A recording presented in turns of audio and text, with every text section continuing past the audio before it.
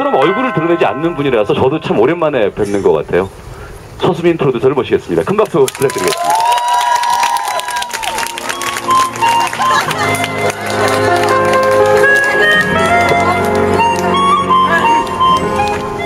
안녕하십니까. 옷을 좀 벗고. 선글라스 벗어주세요. 네. 선글라스도. 소개받은 대로 개그 콘서트를 연출하고 있는 서수민 PD라고 합니다. 많은 분들이 저를 보시자마자 궁금한 거는 아마도 어디에 보톡스를 맞았나, 몸무게가 왜 64kg밖에 안 나간다고 했을까, 여러 가지 생각들을 하시는 것 같은데요. 일단 제 소개를 다시 한번 잠깐 하자면, 아까 강의한 나영석 PD는 12년 차, 저는 입사 17년 차 된 좀 오래된 PD입니다. 근데 많은 분들이 영석이보다 제가 좀 어려 보여서 제가 후배라고 생각하는 경우가 많은데, 제가 연출할 때 영석이가 이제 신입사원이었고, 제 어떤 입김과 저의 어떤 훈련에 의해서 지금 훌륭한 PD가 되었다고 저는 생각을 합니다. 영석이 같죠? 예.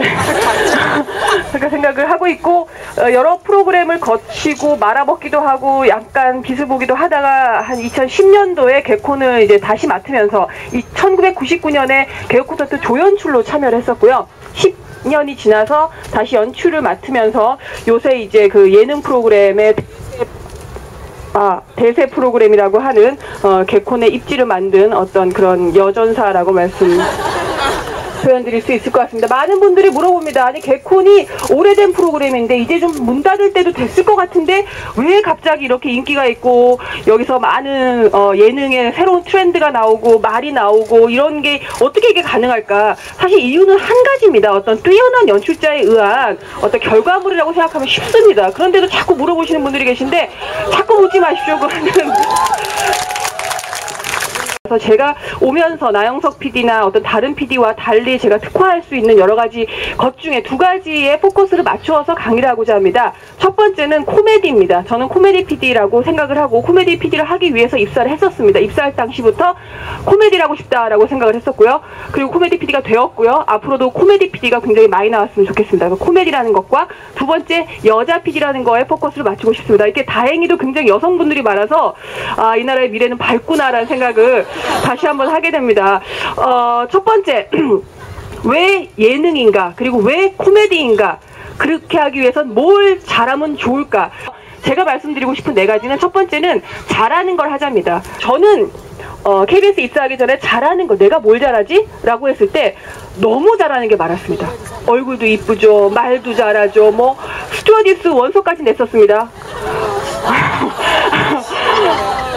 근데 잘하는 걸 하자라고 생각했을 때 너무 많은 걸 떠올리게 된다면, 그리고 혹시 하나도 떠올리지 못하게 된다면 그거는 같다라고 말씀드리는 이유 중에 하나가 자기가 뭘 잘하는지 모르기 때문입니다. 객관적이 되지 못하는 겁니다. 객관적인 눈에서, 그리고 자기 마음속의 목소리에서 내가 뭘 잘하는지를 정말 심각하게 한 번은 생각할 계기를 만드실 필요가 있습니다.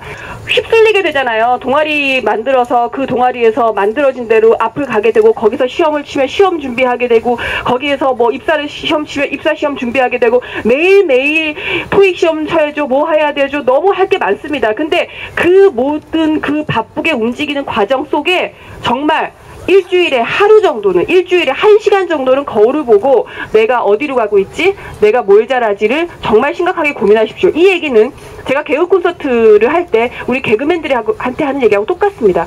그와 제가 동일선상에서 있다고 했을 때 개그맨들에게 하는 이야기 중에 하나가, 참고로 개그 콘서트는 100명의 개그맨들이 있습니다. 저는 개콘 연출을 할 때 100명의 개그맨들의 보이스와 얼굴 색깔과 표정을 매일 봅니다.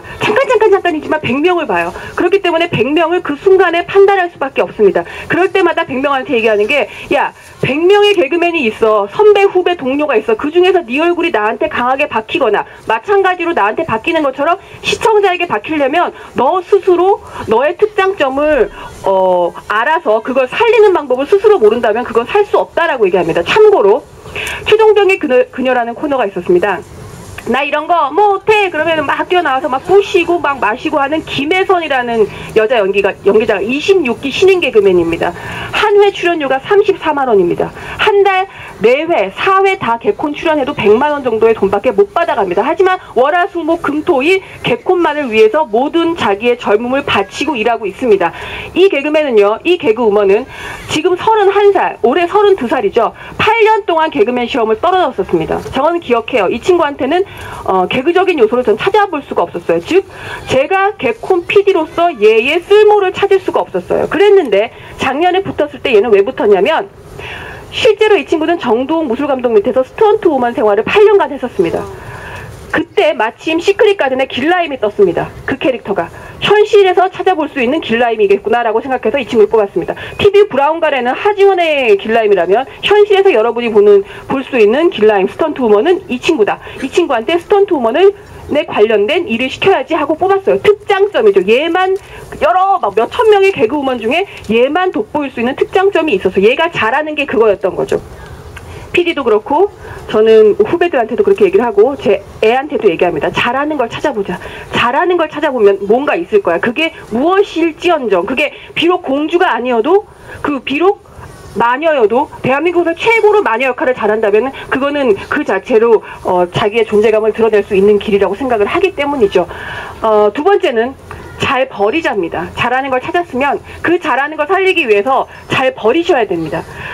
제가 2010년도에 처음 왔을 때 개그 콘서트의 시청률은 15%였습니다. 그건 고정 시청층이었어요. 그 시간대 지난 10몇 년간 내려왔던 고정 시청층은 15%였습니다. 근데 이 시청률을 올리기 위해선 보지 않는 시청층을 끌어와야 했습니다. 그러기 위해서 제가 쓴 전략이 봉숭아학당을 없앤 겁니다. 제일 먼저 한 일은. 개그 콘서트는 곧 봉숭아학당이었습니다. 그 당시 제가 했던 말 중에 하나가 재미있는 봉숭아학당보다 재미없는 새 코너가 낫다고 생각했습니다. 보지 않는 시청층에게 개그 콘서트가 움직이고 있습니다라는 걸 보여주기 위해서는 그들이 제일 많이 봤던 가장 큰 코너를 없애고 재미없겠지만 새로운 코너를 계속 투입함으로써 뭐지? 개콘이 움직이네? 개콘이 새로워지네라는 메시지를 주고 싶었는데 마침 새 코너들이 너무 잘 됐던 거죠.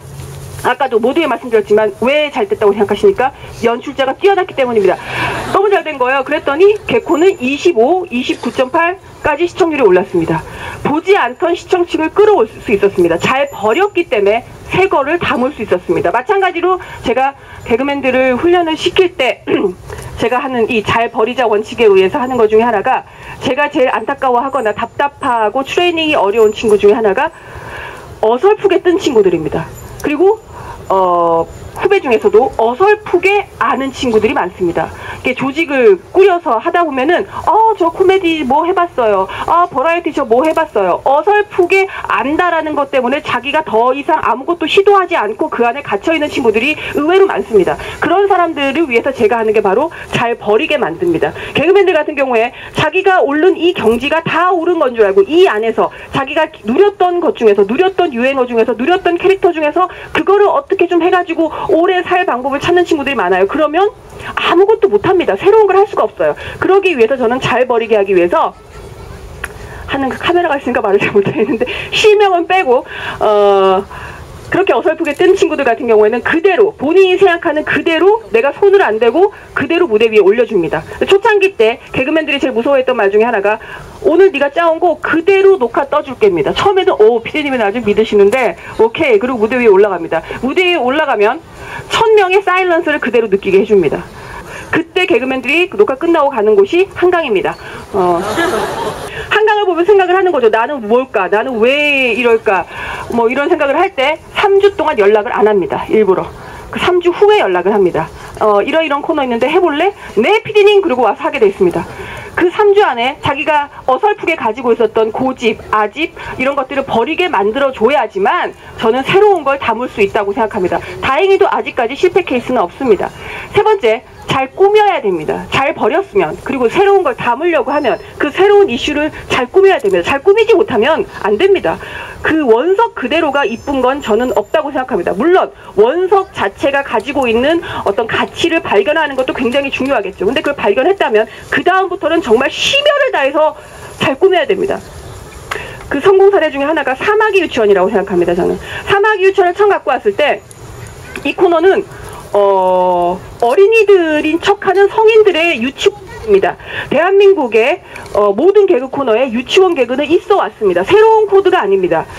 기억하시겠지만 뭐 요구르트나 한잔 할까 뭐 이러면서 뭐 이런 거 되게 많았어요. 이런 코드가. 그렇지만 사마귀 유치원이 새롭게 자리매김할 수 있었던 거는 바로 풍자입니다. 숨만 쉬고 돈을 벌어도, 숨만 쉬고 돈을 벌고 번 돈을 모아도 집 한 칸 살 수 없다라는 현실을 웃으면서 얘기할 수 있는 걸 담음으로써, 그리고 그걸 담기 위해서 19세용 개그라는 거를 달았죠. 19세 소영이 19세 나영이를 일부러 등장을 시킴으로써. 그래서 쌍칼이 하는 이뻐, 이렇게 굉장히 여성 비하적인, 여성 외모 지상주의를 어떻게 보면 부추길 수 있는 그런 개그를 할 수 있었던 겁니다. 19세를 달았기 때문에, 우리가 내놓고 달았기 때문에. 그런 식으로 잘 꾸며줌으로써 나중에 쌍칼이 방송에 나갔을 때 저는 진짜 걱정을 했거든요. 아, 이거는 민우회나 여성 관련 단체에서 욕을 먹을 수 있다고 생각을 했는데, 풍자라는 색깔을 입힘으로써 기자분들이, 많은 분들이 외모 지상주의를 어떤 고도로 어떻게 풍자하고 비판하는 하이 개그다, 이렇게 해주셨습니다. 그래서 사마귀 유치원은 그 다음부터 어떤 말을 하건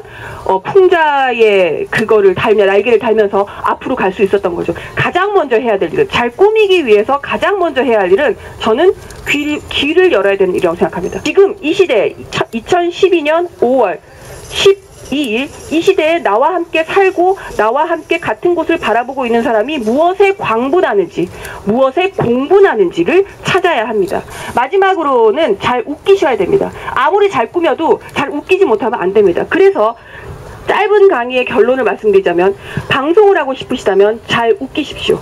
방송은 여러 가지 장르가 있습니다. 물론 코미디, 버라이어티, 다큐, 교양, 뉴스 많죠. 그렇지만 저는 방송의 본질은 잘 웃기는 것에 있다고 생각합니다. 저는 예능 PD로서 코미디 조연출 때 겪었던 가장 큰 아픔 중에 하나가, 전 연세대학교를 나왔는데 연세대학교에서 굉장히 재미있으신 강의를 하시는 교수님이 계셨습니다. 그 교수님께 제가 맡은 모 프로그램에서 섭외 전화를 했었습니다. 안녕하십니까, 저 제자인데요. 그때 강의 너무 재미있게 들었던 제자입니다. 연세대학교 나왔고요. 교수님 강의 들었는데 이번에 무슨 프로그램에 출연을 해주시겠습니까? 라고 했을 때 그 교수님의 한마디는, 자네 코미디 PD나 하려고 연대를 나왔나? 이런 말을 들었습니다. 실제 있었더니, 그때 저는 너무 가슴에 상처를, 제가 존경했던 분인데 실제로 많은 분들이 코미디를 한다는 것에 대해서 색안경을 끼고 하대하고 우습게 보는 분들이 많습니다. 하지만 저는 코미디 PD로서의 자부심을 가지고 있는 것 중에 하나가, 남을 웃길 수 없다면은 내 말도 제대로 전할 수 없다라고 생각을 합니다. 방송은요, 공중파입니다. 제게 아닙니다.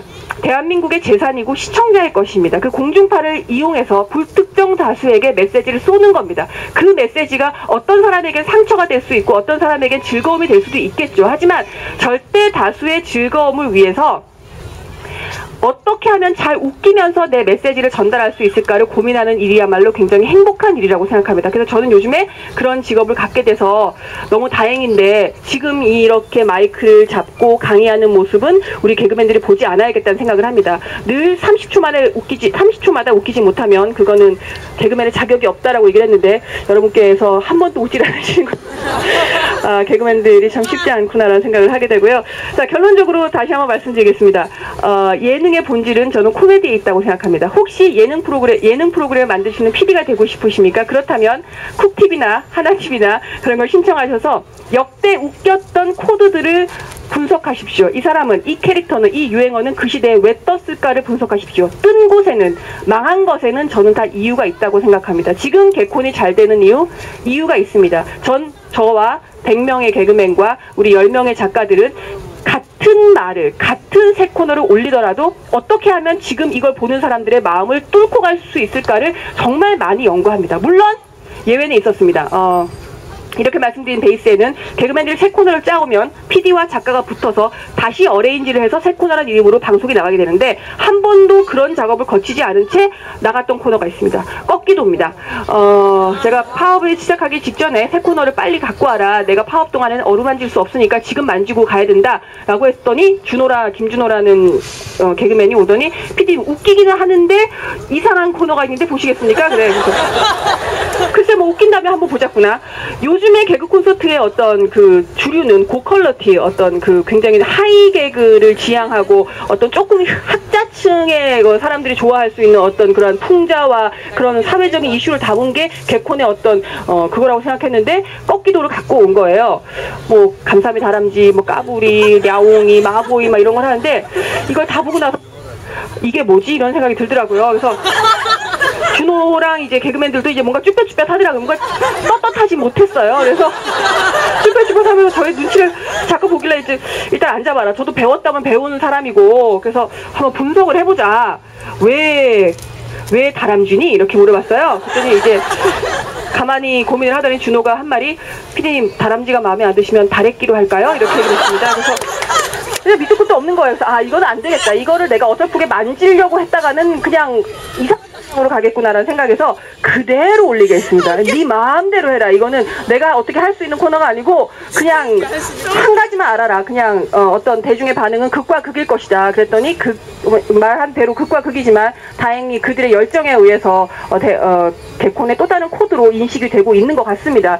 하여간 제가 굉장히 잘난 체만 해서 결론이 남을지는 모르겠지만, 제가 부탁드리고 싶은 말은 대한민국의 많은 미래를 꿈꾸시는 분들께 코미디 PD를 준비하시면서 대한민국의 웃음의 계보를 연구를 하신다면 좀 더 밝고 재밌는 세상이 되지 않을까라는 생각에서 그 자리를 권해드리고 싶습니다. 저의 뒤를 이어주십시오. 저희 이렇게 강의를 마치고요. 질문을 받도록 하겠습니다.